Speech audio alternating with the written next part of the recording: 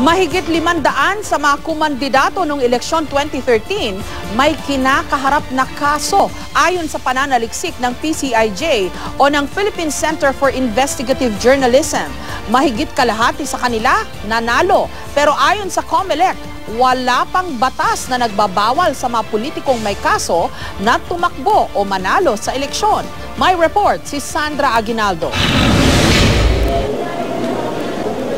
Kabi-kabila ang paalala para maging mapanuri ang mga botante sa kanilang mga kandidato noong nagdaang eleksyon.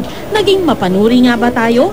Sa pagsasaliksik ng Philippine Center for Investigative Journalism, lumabas na 256 ng nanalo noong nakarang eleksyon ay may kasong katiwalian o kaya'y kasong kriminal, gaya ng murder, estafa, robbery, homicide at iba pa.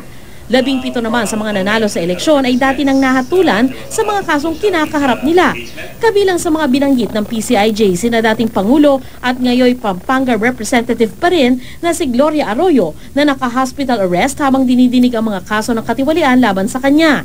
Kasama rin daw dito ang nanalong Manila Mayor na si Joseph Estrada, ang dating Pangulong nahatulan ng guilty sa kasong plunder. Ayon pa sa PCIJ, sa 504 na kabuang bilang ng mga kumandidato habang may kinakaharap na kaso, 169 ang tumakbo sa ilalim ng partido ni Pangulong Aquino.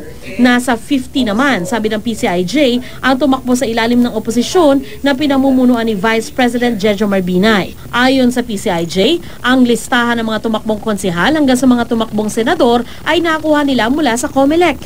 Ikinumpara naman nila ito sa database ng Sandigang Bayan mula 1979 hanggang 2012. Hindi pa nga raw kasama rito ang record ng mga regional trial court kung saan posibleng may kaso rin ang ilan sa mga ito. Ayon kay COMELEC Commissioner Christian Robert Lim, walang batas na nagbabawal sa mga politiko na may kasalukuyang kaso na tumakbo sa eleksyon. Gayunman, sabi ni Lim, ang mga opisyal ng gobyerno na may kaso sa Sandigang Bayan ay yung nakitaan na ng probable cause ng ombudsman sa kasong kinakaharap nila.